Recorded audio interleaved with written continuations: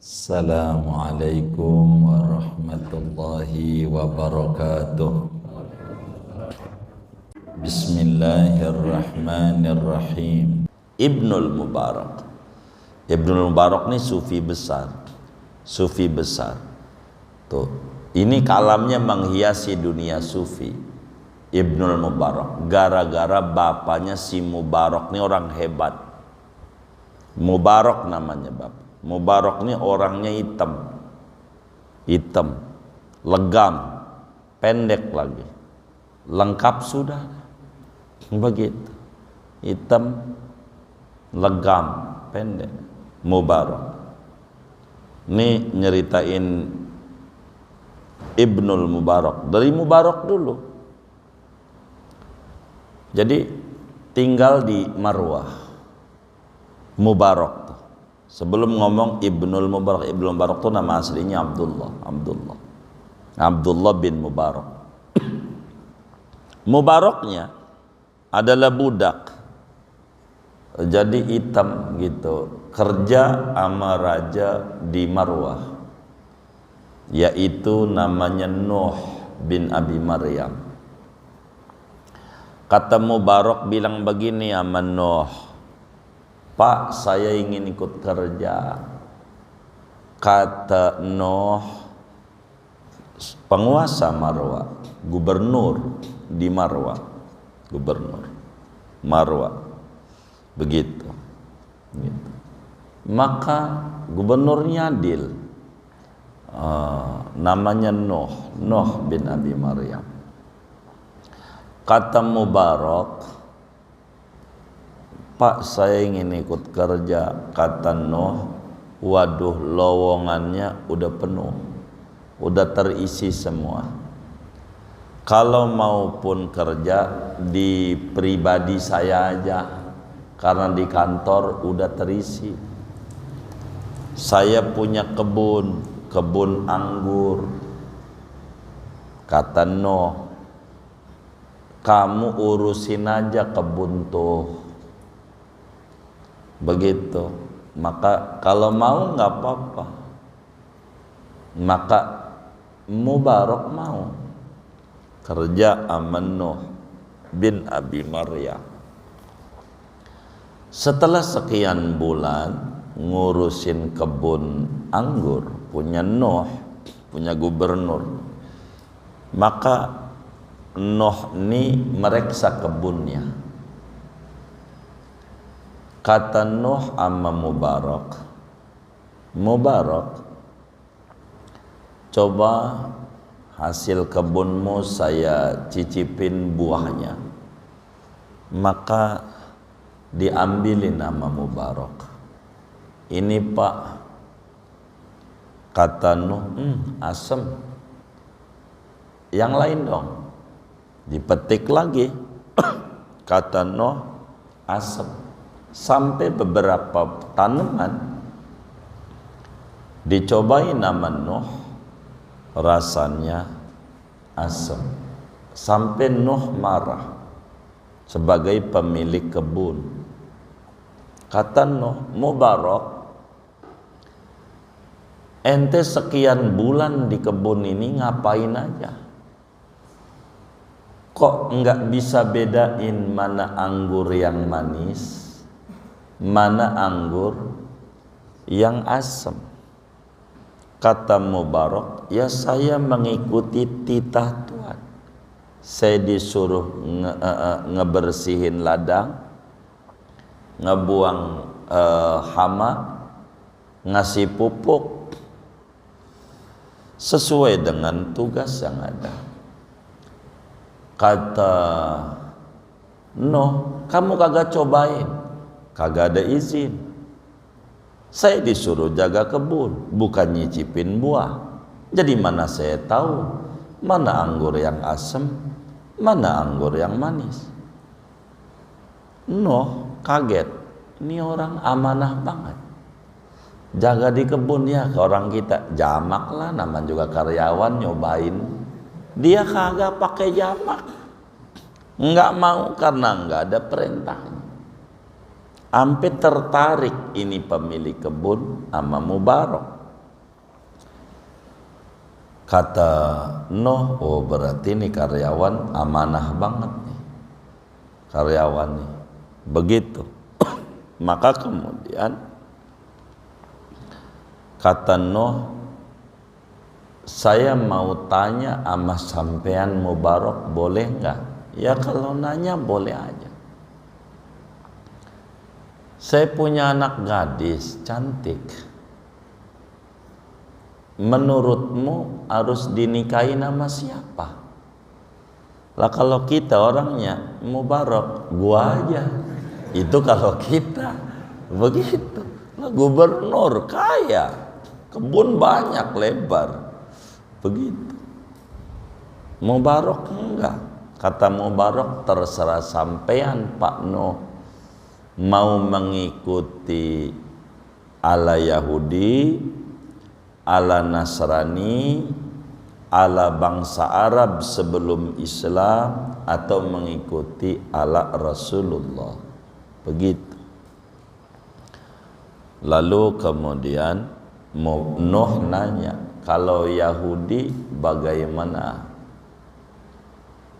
Kalau Yahudi yang penting kaya, hartanya banyak. Ente cari aja mantu yang kaya raya, yang duitnya banyak.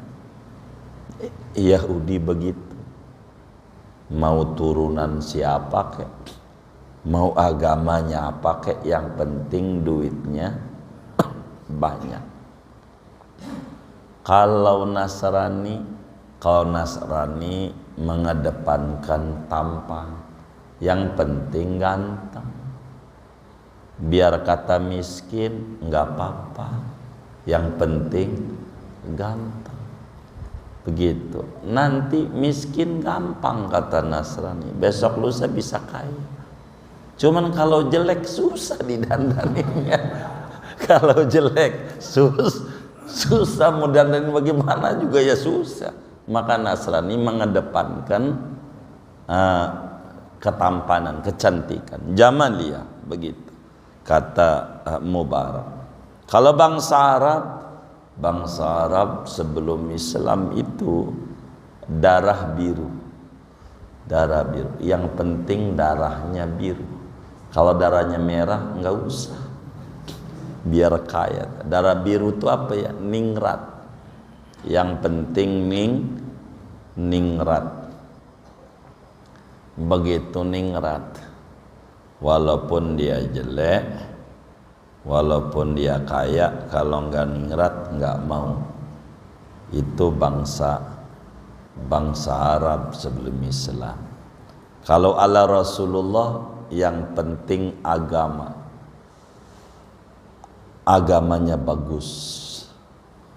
Dia miskin besok bisa kaya. Kalau agamanya bagus, dia kaya, dia bisa bersyukur. Miskin dia sabar. Begitu. Kalau dia akhlak bagus. Akhlak itu menempatinya angka 1. Itu akhlak. Begitu. Begitu. Jadi kalau orang akhlaknya bagus, itu menempati angka 1. Kalau orang kaya, nilainya kalau kaya 10. Kalau kaya nilainya 10. Kalau dia kaya dan ganteng, nilainya tambah 0 lagi 100. Kaya ganteng 100.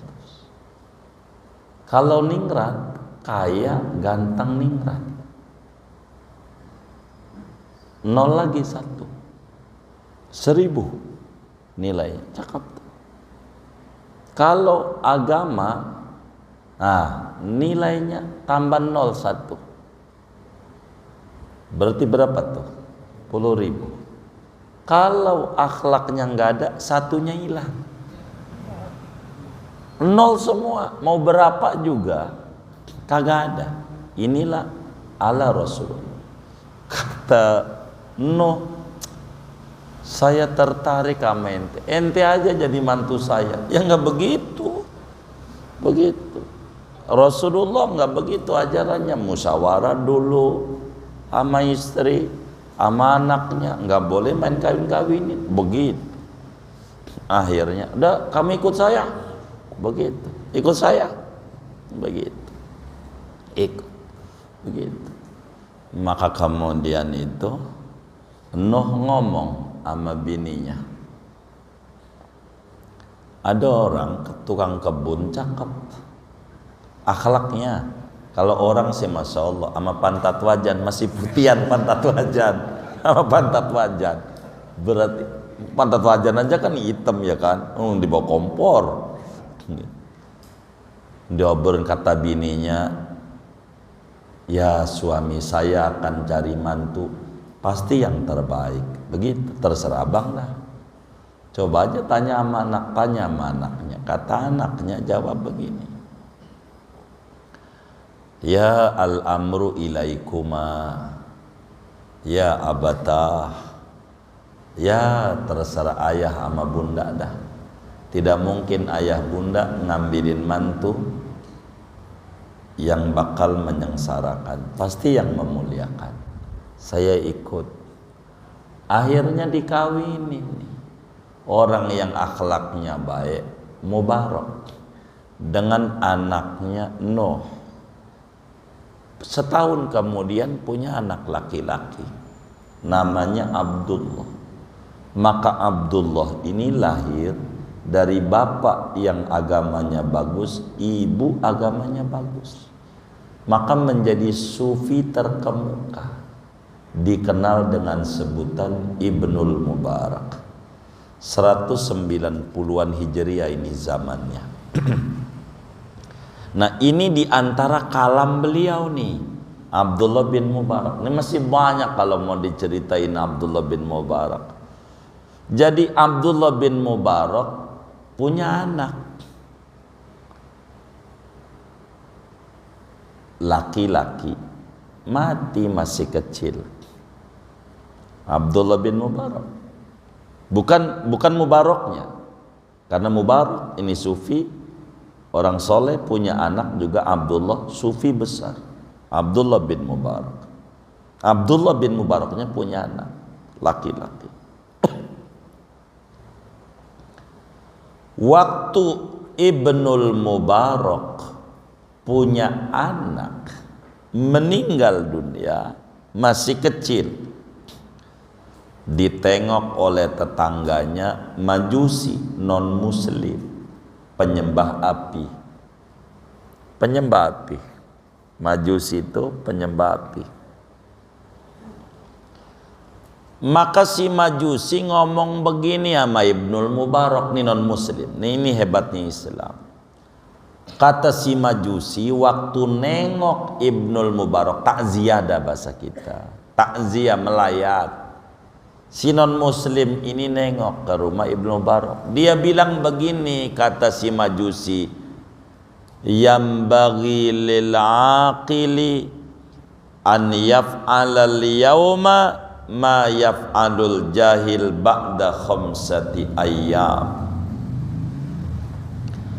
Kata si non muslim nih bilang begini, orang yang berakal cerdas seyogianya melakukan apa yang dilakukan oleh orang bodoh setelah 5 hari kejadian.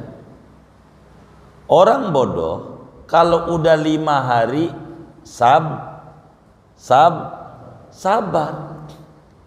Orang bodoh kalau musibah udah kelewat sebulan 2 bulan biasa. Maka kata Majusi, orang yang akalnya cerdas sekarang dapat musibah, percis kerjain kayak orang bodoh udah sebulan.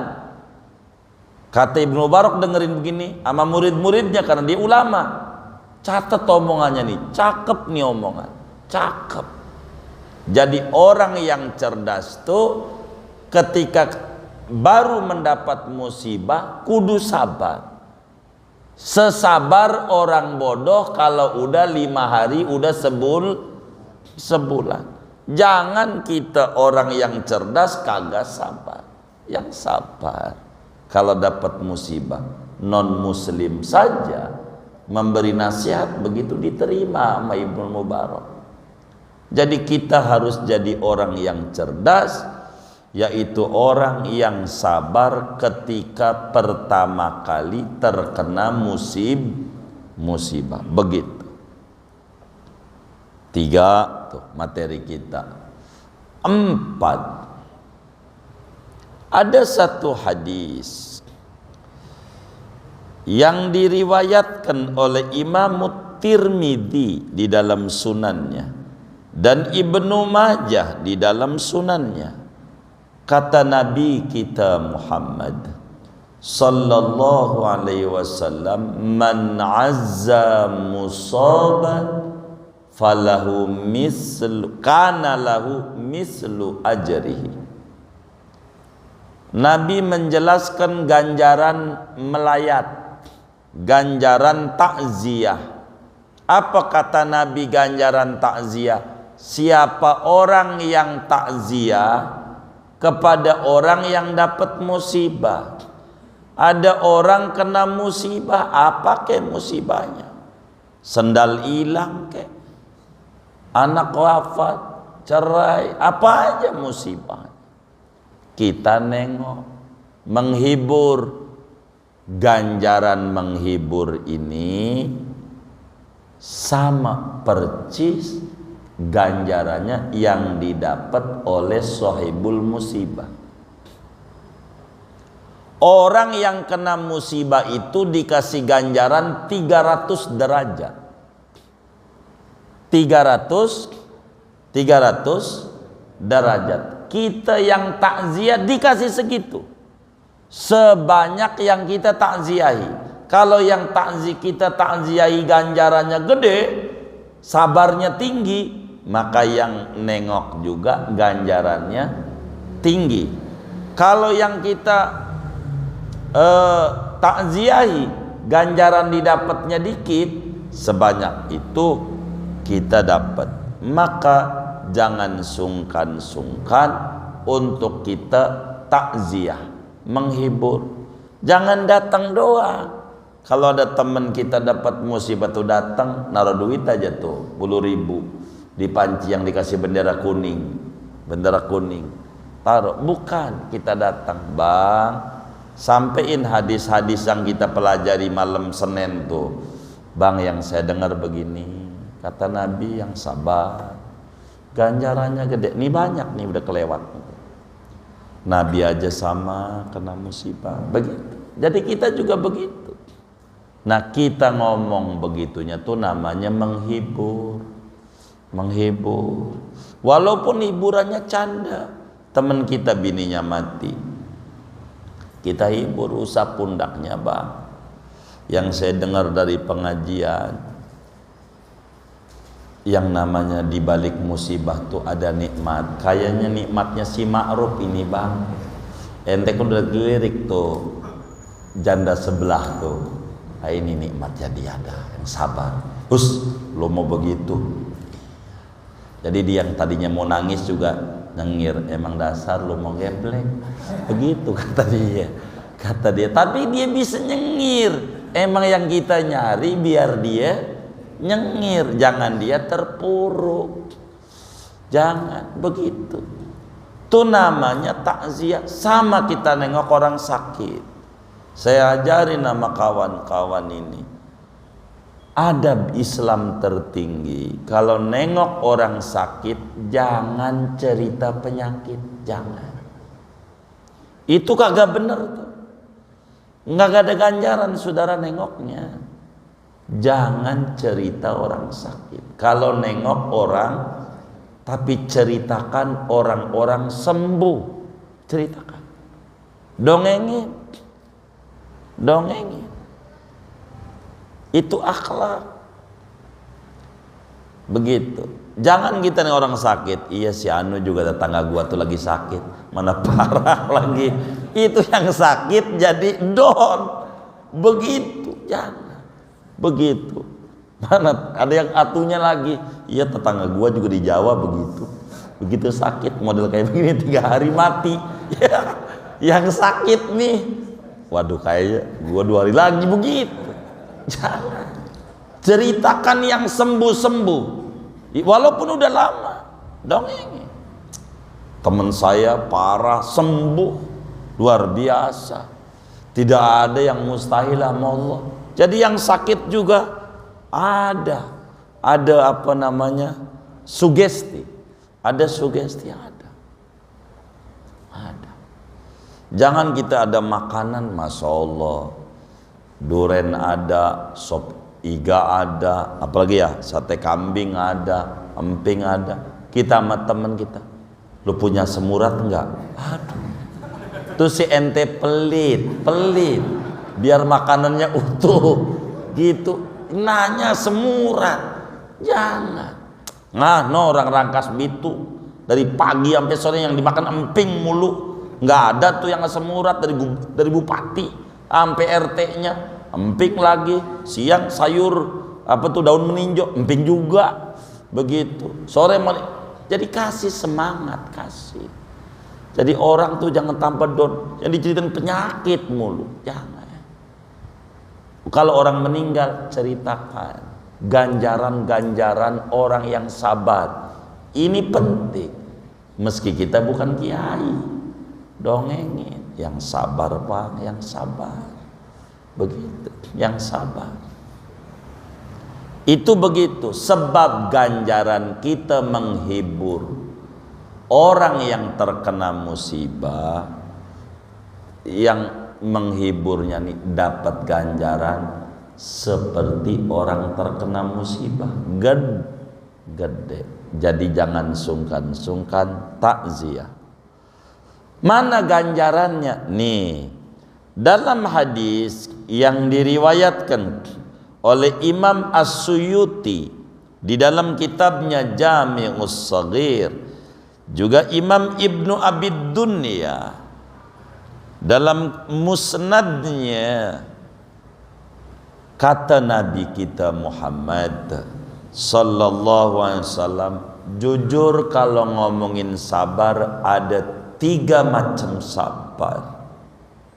Kata Nabi, as-sabru salah satu. Sabar tuh ada 3. Ente ini ngaji diinget-inget aja. Kan bisa aja yang ngaji ini ada pengurus masjid, ya kan? Lah kan buat khutbah, kalau nggak datang tuh khotibnya. Jadi khutbah, jangan sampai kita khotib nggak datang nih sakit. Saudara, hari ini Jumatnya libur aja, khotibnya nggak datang. Jangan sampai begitu. Kita ya belajar nih, ngaji nih hadisnya, kita sampein. Kalau saudara nggak hafal, hadis diriwayatkan oleh Imam Abu Lais di dalam Tambil Ghafilin, udah cukup.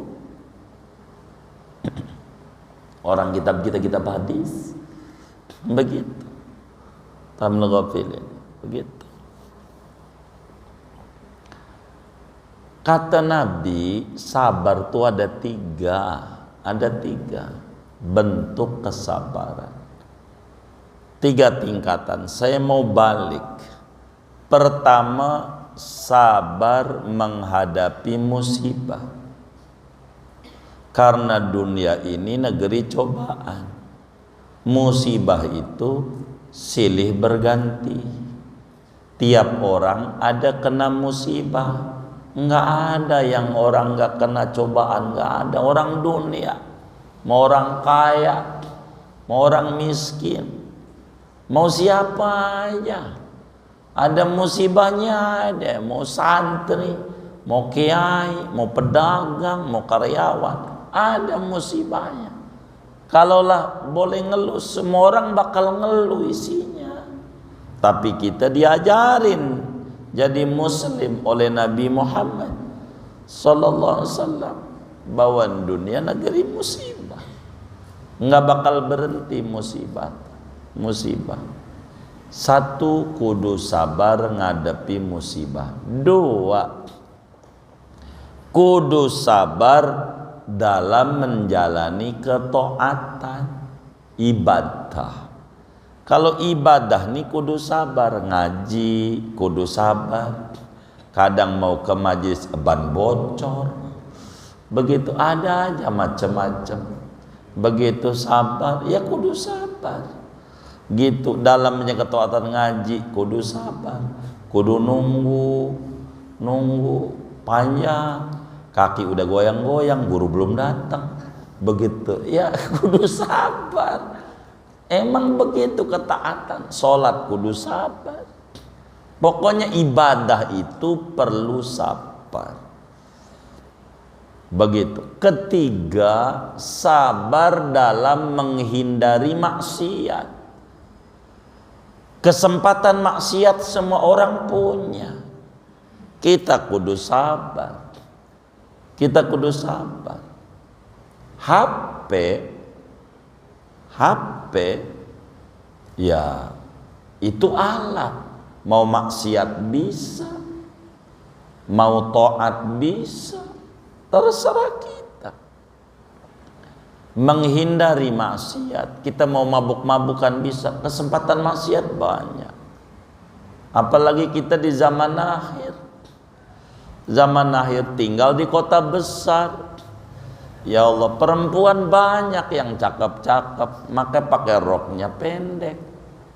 Sedang saudara harus pahami, beda antara rok sama kapal terbang, beda. Kalau kapal terbang tuh makin tinggi pesawat, makin gak kelihatan tuh pesawat.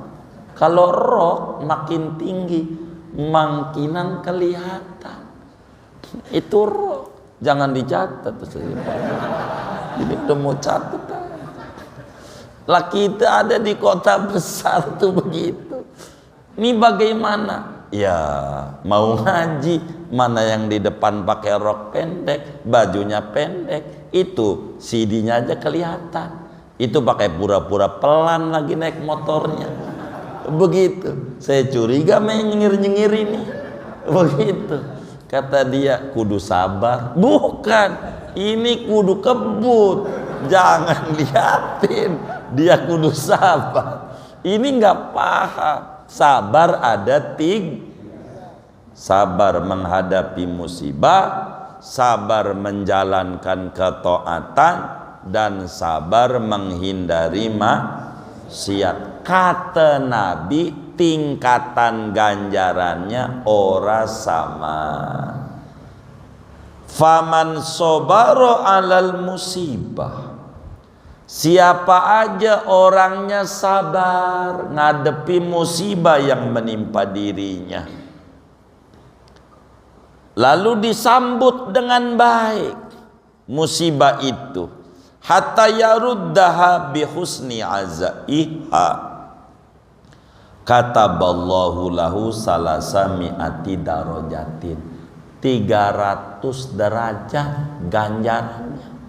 Kalau kita mendapat musibah sabar, maka dikasih ganjaran ningkat 300 derajat.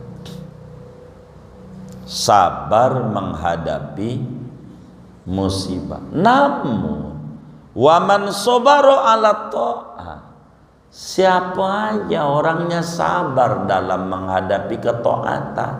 Ngaji capek, orang ngaji kudu buang bensin, kudu masuk tol, keluar masuk tol, begitu macet, udah begitu ban bocor, apa aja ketaatan. Sholat malam capek, tapi sabar, dia jalanin ketaatan. Ganjarannya Allah kasih tulis 600 derajat. Kalau kita sabar berbuat taat, berbuat taat. Ketiga, kalau sabar menghadapi maksiat, mana diiming-imingin nih, 100.000 dah, pilih 100.000. Ini pilih apa kagak. Ada calon bagus, cerdas kalau menjadi pemimpin, tapi sufi, sulit finansial, kagak ada duitnya. Gitu, ya Allah. Nyari billboard kagak ada, spanduk kagak ada, duitnya. Ini duit nih, ambil jangan, ambil jangan. Jadi kita sabar aja dah. 100.000 5 tahun. Bro. Kalau kita sabar 900 derajat. Ganjarannya tuh kalau sabar menghindari maksiat, dikasih minum-minuman enggak mau. Gratis enggak mau. Ini kalau kita sabar dalam menghindari maksiat lebih tinggi, 900 derajat. Jangan kita kerjakan maksiat, sebab itu paling tinggi derajat. Ngerjain ketaatan lebih gampang dibanding meninggalkan maksiat. Begitu. Ngerjain ketaatan semua orang hampir bisa, tapi menghindari maksiat tidak semua orang bisa. Kita kudu sabar di dalam, jangan ngeluh.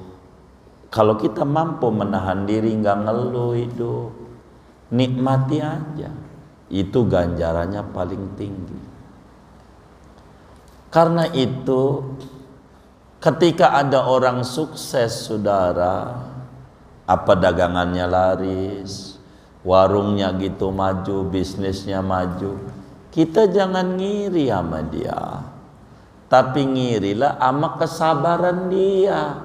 Nanya sama dia, bang, abang ini warungnya laris, kalau boleh tahu tahajudnya berapa rakaat? Yo saya ini yo 12. Yo kita ngiri sama dia biar kita tahajud juga 12 rakaat. Tanya lagi, abang udah berapa tahun ini 12 rakaat?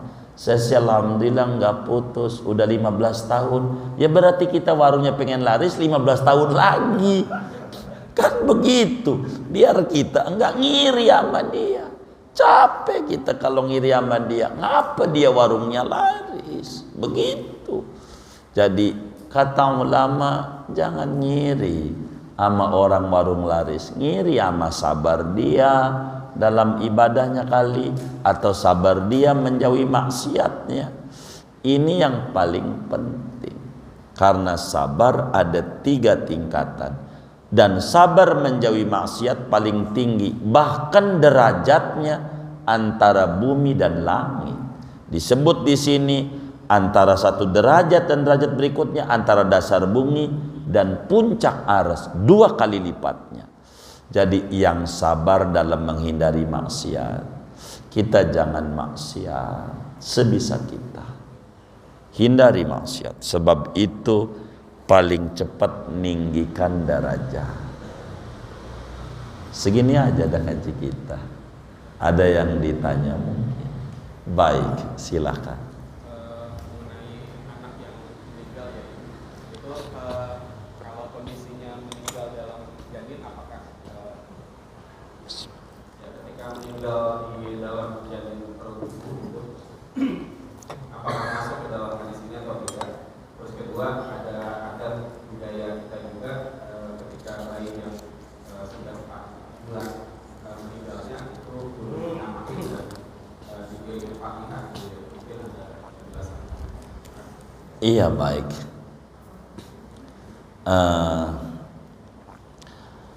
Kalau meninggal 4 bulan itu sama, orang 12 tahun aja bernilai besar, apalagi di bawah 12 tahun, artinya belum balik. Apalagi 4 bulan, artinya masih bayi. Dia sabar, sama ganjarannya seperti tadi.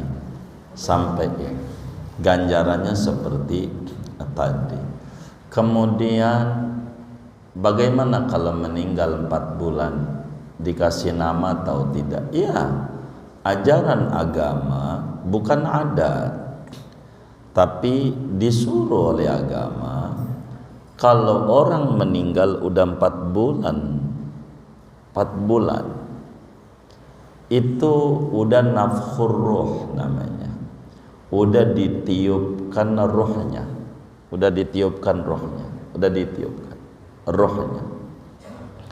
Karena udah ditiup roh, ini nanti di akhirat jadi orang yang meninggal 4 bulan ini. Maka sunat diajarin oleh agama, 1 diakekahin, yang meninggal 4 bulan nih, bikinin akekah.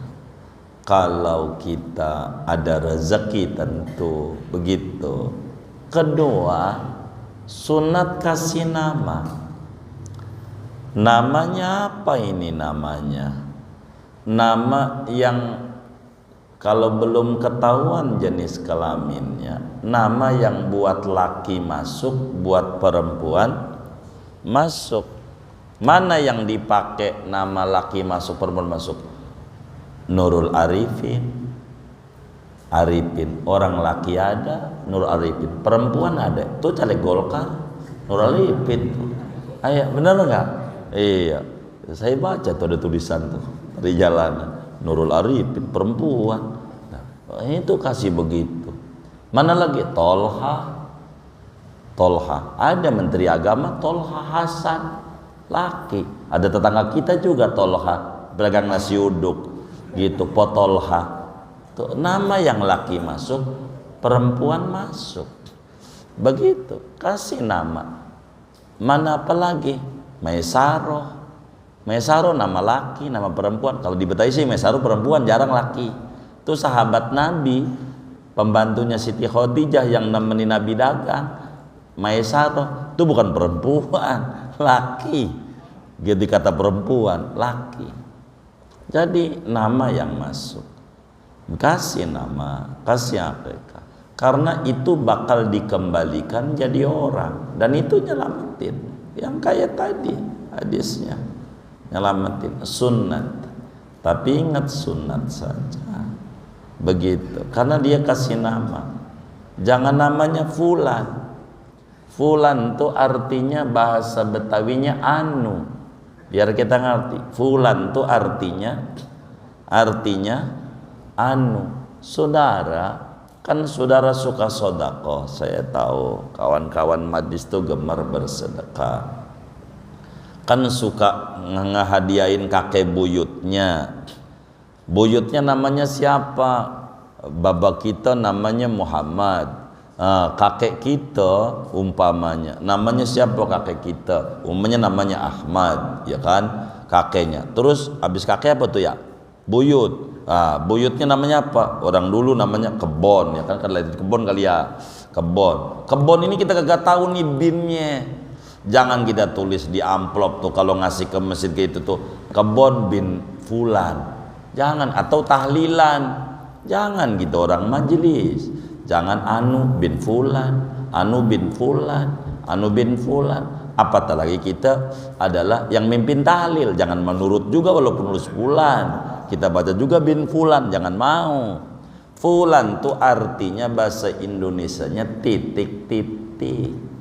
Fulan tuh artinya titik-titik, jangan sampai ini ada hadiah Fatihah untuk almarhum Kebon bintik titik. Malaikatnya puyeng. Dia nggak kerja keduk capil, titik-titik suruh ngisi. Jadi kalau Fulan ente ganti ama Adam gitu, Adam. Bin Adam, mimpin tahlil kayak ada Fulan. Jangan mau bin Adam, binti Adam, Fulan. Adam aja, Nabi Adam, anak cucunya Adam ini gitu. Biar jangan titik-titik, bingung malaikatnya gitu. Jangan bin Fulan, bin Fulan, bin Fulan, Fulan mulu, malaikat bingung, suruh ngisi, puyeng. Jadi tulis Adam. Begitu. Maka anak kita yang nggak ada namanya nih kasih nama. Begitu, namanya mana yang dirasa cocok. Kayak kita pengennya laki dah, ya udah kasih aja nama laki, nggak apa-apa. Kalau janin belum jelas, begitu. Perempuan sunat diakekahin. Sebab ini bakal jadi orang. 6 majnun. Kalau di bawah 4 bulan baru 2 bulan keguguran, segumpal darah gitu, ini enggak, belum jadi orang. Hadisnya ada di dalam Bukhari Muslim dari Ibnu Mas'ud. Kata Ibnu Mas'ud, Rasulullah bersabda, inna ahadakum la yajma'u khalqahu fi batni ummihi arba'ina yawman nutfatan thumma yakunu alaqatan misla dhalik thumma yakunu mudghatan misla dhalik thumma yunfakhu fihi thumma yu'maru bihil malak thumma yunfakhu fihi sur fa yu'maru bihil malak bikatbi arba'i kalimat bikatbi ajadihi wa rizkihi umrihi wa syaqin aw sa'idin. Begitu singkatnya. Kalau udah 4 bulan ke atas kasih nama, begitu ya, kasih nama. Kalau ada rezeki diakekahi. Kalau udah 4 bulan ke atas. Panjang, masih banyak dalil-dalilnya dalam kitab-kitab ulama dijelaskan. Tapi secara singkat kalau lebih demikian, wallahu a'lam. Baik. Baik. Gimana? Anak yang ditanya apanya tuh? Oh baik. Kalau anak dibunuh sama orang tua, itu orang tua yang tidak mengerti betapa orang usak-usak sampai berbulan-bulan pengen punya anak. Dia punya anak dibunuh. Ini dicurigai kesehatan jiwanya. Nah, dengan dia membunuh anaknya tentu dosa besar. Dosa besar sebagaimana dijelaskan oleh Ibnu Hajar Al-Haytami di dalam kitabnya Az-Zawajir an iqtirafil kabair, Adz-Dzahabi di dalam Al-Kabairnya, dan banyak ulama, Syekh Zainuddin Al-Malibari di dalam Irsyadul Ibad, dan masih banyak yang lainnya. Dosa besar. Mungkin yang ditanya oleh bapak kita ini, apakah bakal nyapaati itu anak? Ya tentu tidak. Begitu. Bagaimana dia? Dia nangis, ya nangis pura-pura, orang dia dibunuh. Ama dia itu mau pura-pura, namanya air mata ikan, buaya. Air mata buaya itu. Kalau kayak begitu. Jadi enggak lah. Jadi hal yang kayak begitu enggak bakalan dia dapat syafaat daripada anaknya. Begitu. Jadi karena mendengar anak masih kecil jadi kado yang paling tinggi orang tua, kalau begitu saya bunuh aja dah gitu. Kagak lah.